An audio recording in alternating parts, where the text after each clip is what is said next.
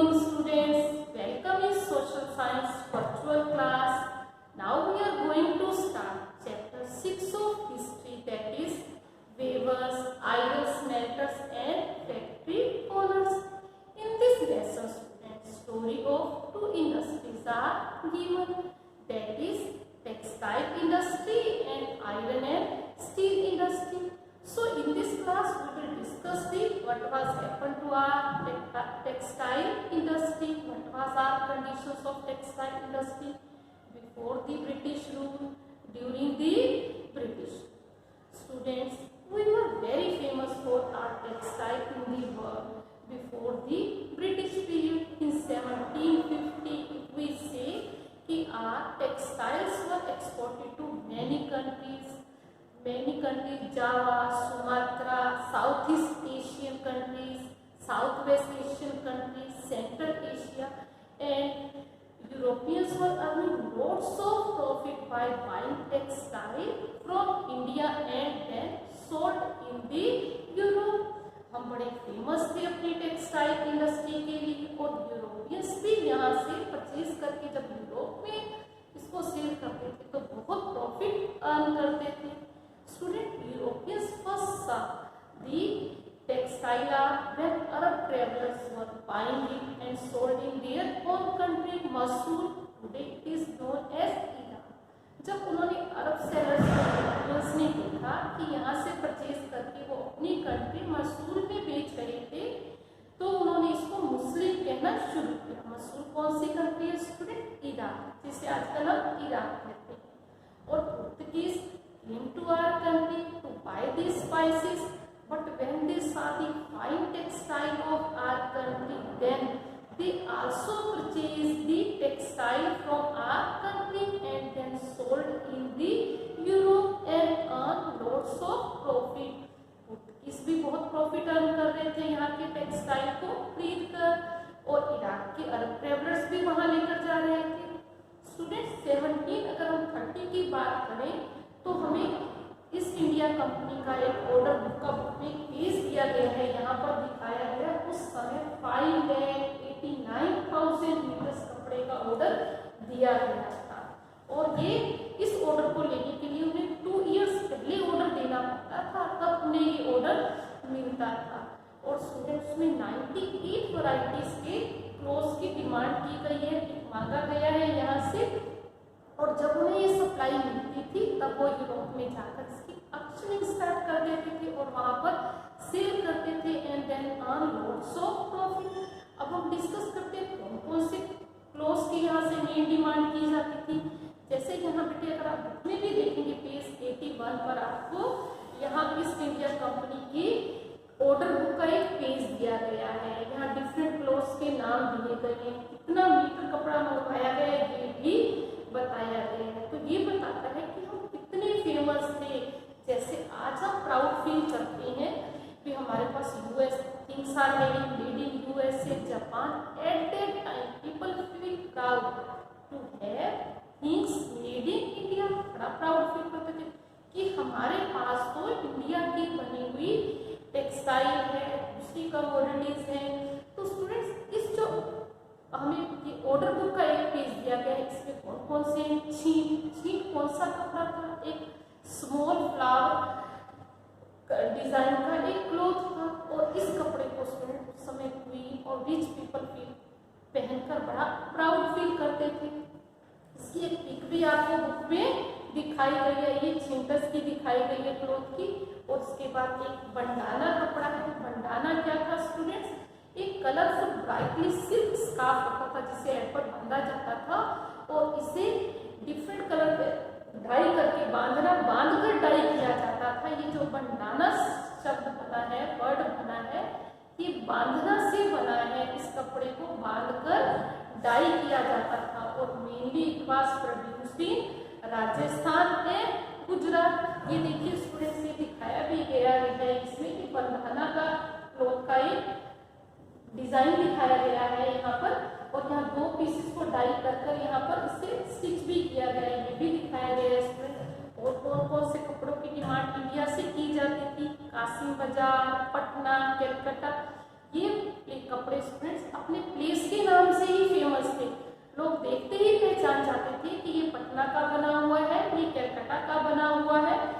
कासिम बाजार का बना हुआ है, तो इनका नाम भी कपड़ों का इनके क्लोथ के नाम से ही यही नाम पड़ गया जो इनके प्लेस का नाम था।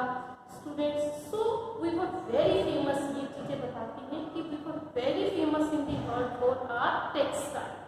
Student, but what was happened by the early 18th century world by popularity of Indian textile, wool and silk makers began protesting against the import of cotton textile. अब स्टूडेंट ब्रिटेन ने अपना कपड़ा बनाना start कर दिया, पर उनका इतनी quality बढ़िया नहीं थी, डिजाइन बढ़िया नहीं, तो उन्होंने अपनी गवर्नमेंट को प्रेशराइज किया कि वो इस पर बैन लगा दी और 1722 में एक कैलिको एक्ट पास किया गया जिसमें छीन के जो प्रोडक्ट था, यहाँ का जो टेक्सटाइल छीन जाता था, उस पर बैन लगा दिया गया कि उसको वहाँ पर यूज नहीं किया जाएगा।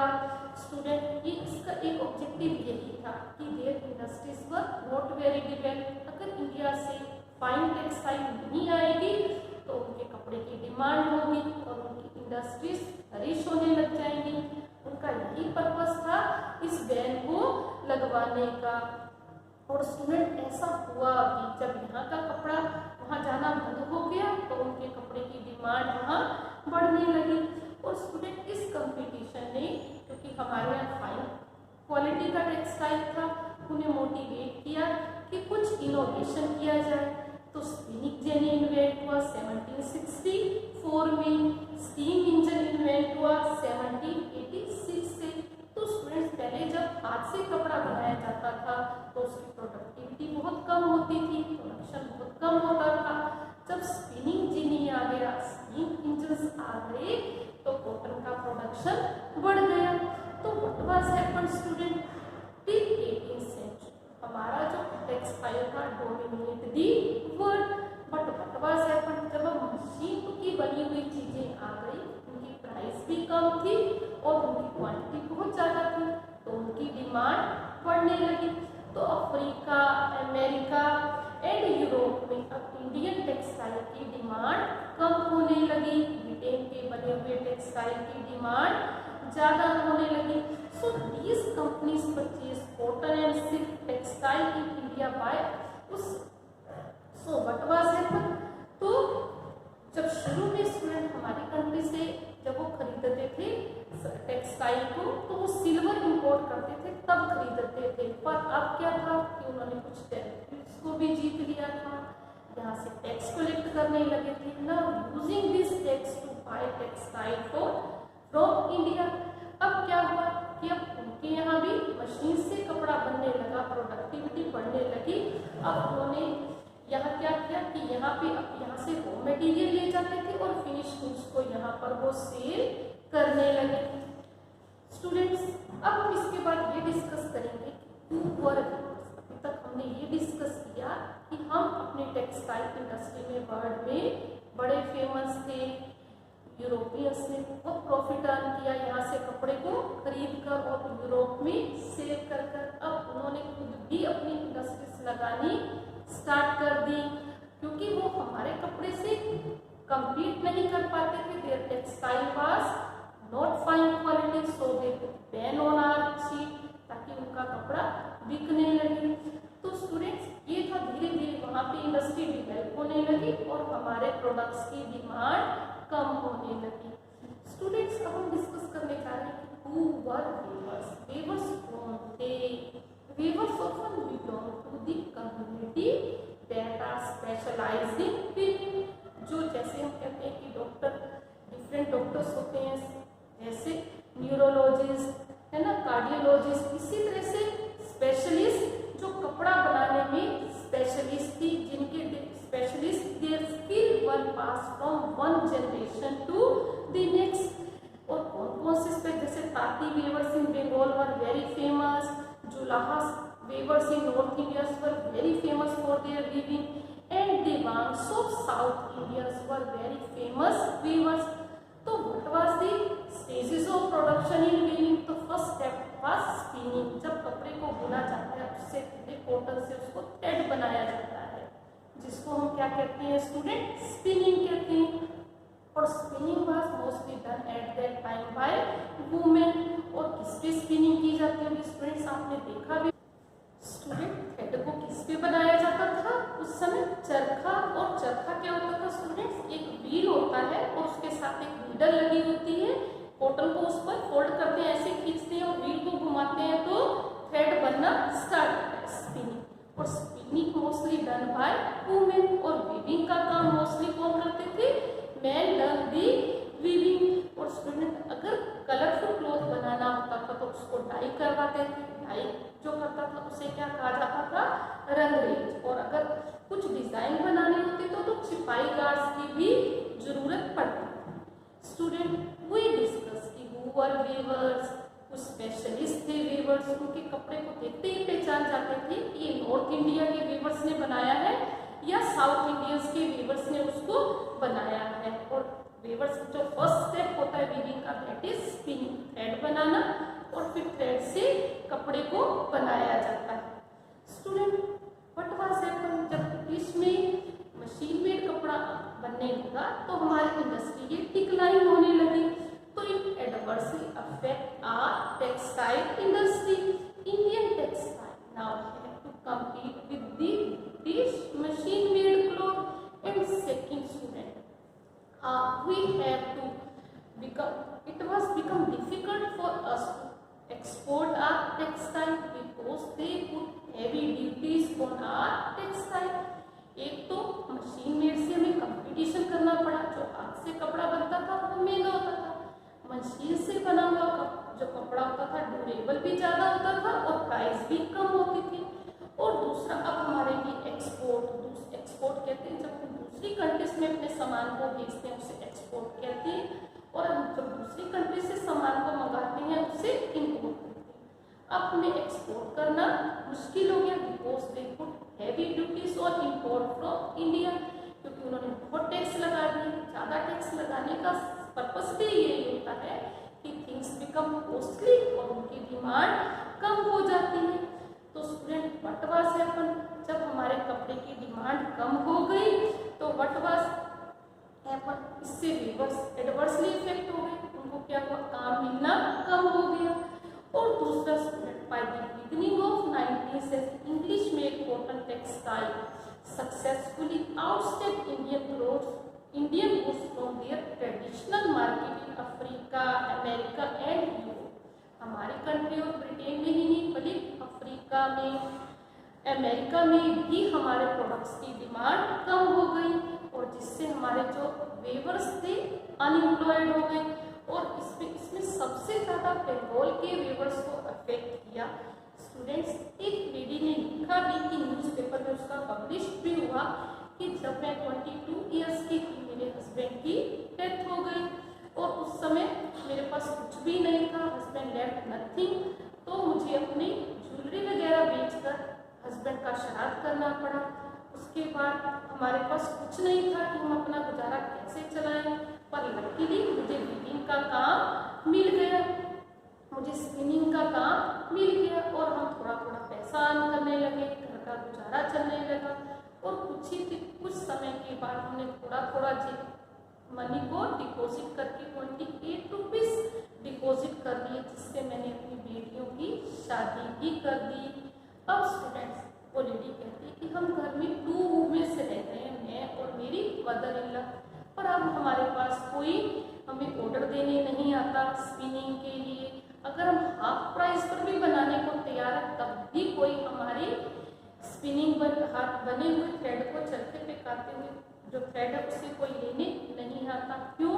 क्योंकि जो हमारे अपने भी वेवर्स हैं वो भी इंडिया के जो फॉरेन से इम्पोर्टेड थ्रेड आता है उसको खरीदने, फॉरेन से जो हम इम्पोर्ट करते हैं वो थ्रेड आता है उसी को यूज करने लगे हैं।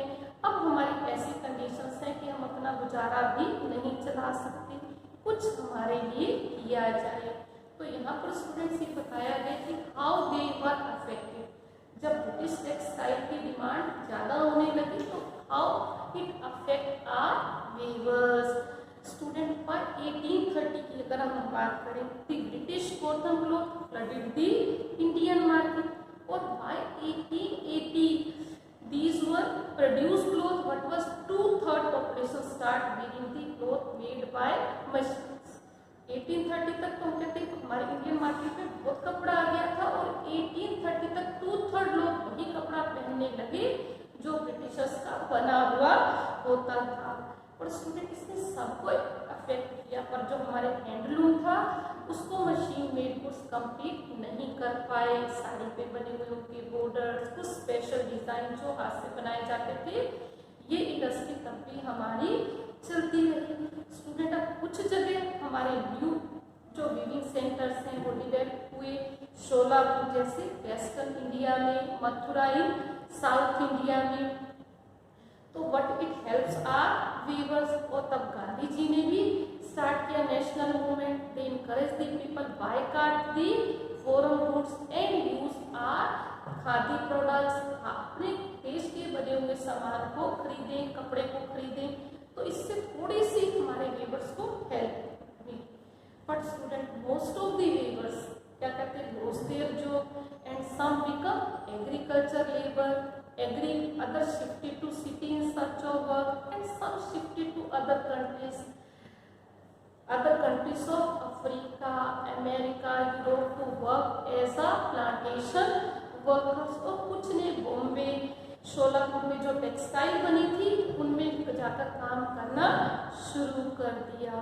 तो स्टूडेंट्स हमने डिस्कस किया कि जब ब्रिटिश टेक्सटाइल डिवेल्प हुआ, मशीन में कपड़ा आने लगा ब्रिटेन का बना हुआ, तो हमारे हाथ के बने हुए कपड़े की डिमांड कम हो गई।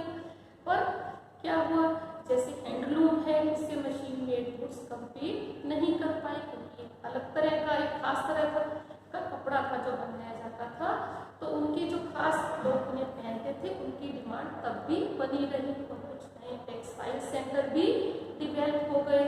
अब फर्स्ट कॉटन स्पिनिंग मिल कहाँ लगी, बॉम्बे में 1854 में। Student from early 19th century Bombay had grown as a important port for the export of raw material from India to England and China.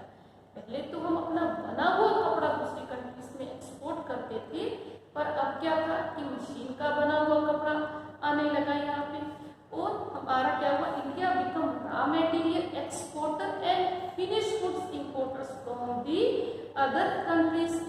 So what was happen, हम जो बॉम्बे था it was situated near the black soil area. जो बॉम्बे, महाराष्ट्र, गुजरात, कर्नाटका का जो area है it is a black soil area. या this soil is good for growing of cotton, so they can easily get the raw material to export the other country। Student 1900 में हमारे यहाँ 84 और spinning mill start हो गई। अब धीरे धीरे कुछ मिल्स भी, स्पिनिंग मिल तो थी, वीविंग मिल्स भी लगने लगे। Weaving mills came up with the other city. First mill in Ahmedabad was started in 1860। A year later, a mill was established in Kanpur, Uttar Pradesh, and other parts of our country। तो students हमने ये discuss किया कि Britishers से पहले हम अपने textile में बड़े फेमस थे वर्ल्ड में, पर जब ब्रिटिश में ये इंडस्ट्री डिवेल्प होने लगी तो क्या हुआ, तो उन्होंने यहाँ से रॉ मटेरियल को खरीदना शुरू कर दिया और यहाँ पर फिनिश गुड्स को बेचना शुरू किया। तो हमारी इंडस्ट्री डिक्लाइन होनी स्टार्ट हो गई। बट ड्यूरिंग नेशनल मूवमेंट थोड़ी सी मोटिवेशन मिली कि इस इंडस्ट्री को दोबारा से सरवाइव कर पाए, रह पाए, और धीरे धीरे ये डिवेल्प भी होने लगी। और स्टूडेंट्स दूसरी कंट्रीज में क्या होता था, जब कोई इंडस्ट्री स्टार्ट होती है तो गवर्नमेंट उसकी सपोर्ट करती है। तो क्या हुआ, ब्रिटिशर्स ने हमारी टेक्सटाइल इंडस्ट्रीज को सपोर्ट नहीं किया। जैसे अपनी कंट्री में टेक्सटाइल को डेवलप करने के लिए उन्होंने बैन लगा दिया, इम्पोर्ट टैक्सेस बढ़ा दिया, पर हमारी कंट्री में ऐसा नहीं हुआ। तो हमने डिस्कस किया, before Britishers we were very famous for textile industry in the world, but during British it start declining. और ड्यूरिंग नेशनल मूवमेंट जब स्टार्ट हुआ तो ये इंडस्ट्री दोबारा से स्टार्ट होनी शुरू हुई। तो आज हमने पढ़ा अपनी टेक्सटाइल इंडस्ट्री के बारे में। टेक्सटाइल इंडस्ट्री में हम क्या थे, we were very famous in the world, then our industry decline and then again start growing up. हमने ये डिस्कस किया। So student read the lesson thoroughly